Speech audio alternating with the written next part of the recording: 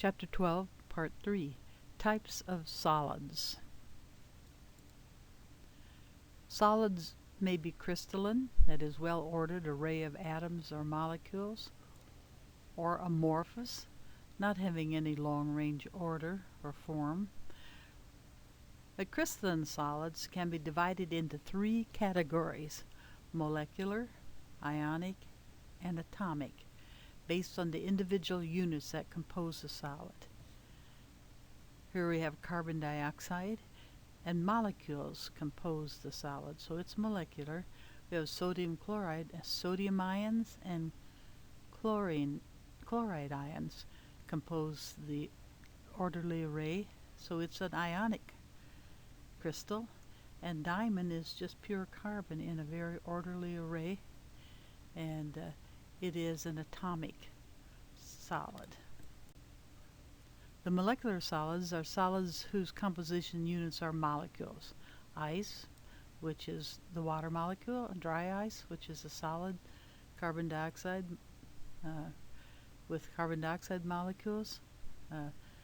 Molecular forces are held together by intermolecular forces, mainly dispersion forces or dipole forces, or hydrogen bonding. Ice is held together by hydrogen bonds.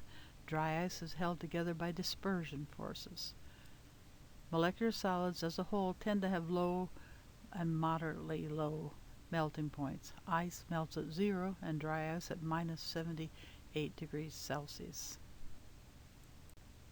Ionic solids, they're composed of formula units, the smallest electrically neutral collection of cations and ions that compose the compound.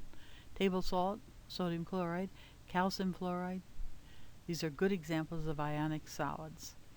Ionic solids are held together by electrostatic attractions between cations and anions. In sodium chloride, the attraction between the sodium positive cation and the chloride negative anion, it holds the lattice together because the lattice is composed of alternating cations and anions in a three-dimensional array. The forces that hold ionic solids together are actual ionic bonds.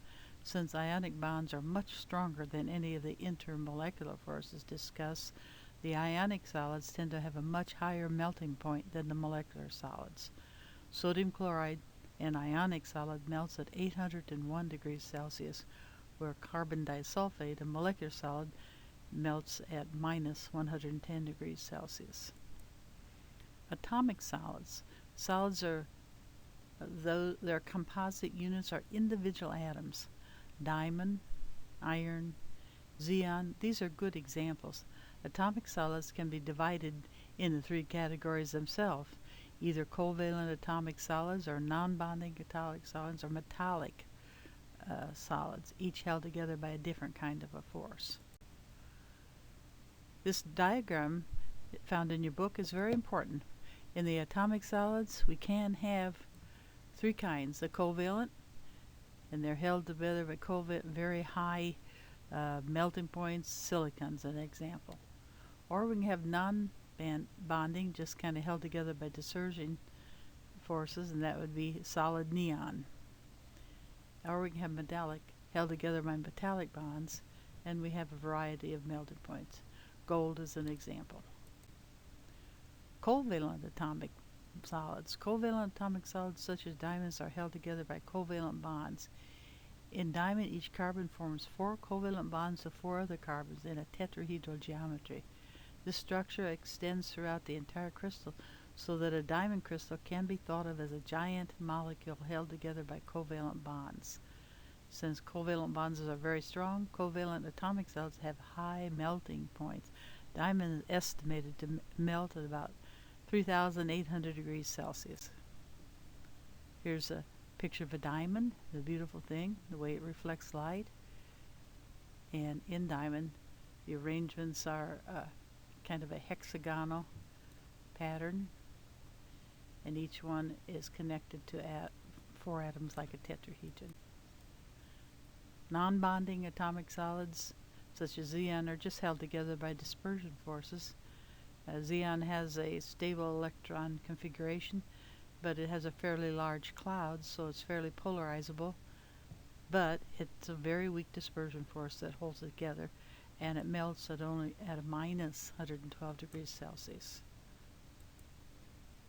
Metallic atomic solids, they have various melting points. Metallic bonds, it's in the simplest model that consists of the positive metal ions in a sea of electrons. This is a model that's used for metallic bonding. In general, the melting points vary from mercury, which is below the liquid metal at room temperature, or other metals such as iron that have relatively high melting points. Iron melts at 1,809 degrees Celsius. Here's a model for metallic bonds. In fact, what you have is the rather loose electrons are kind of free. They conduct electricity, they can move about, and so it's like the positive nuclei of the metal in a sea of electrons. So in review, we have types of crystalline solids. We've got the molecular solids, we've got the ionic solids, and atomic solids. So by understanding what kind of bonding, what kind of intermolecular bonding there can be, you'll be able to understand the crystals and what their melting points are likely to be.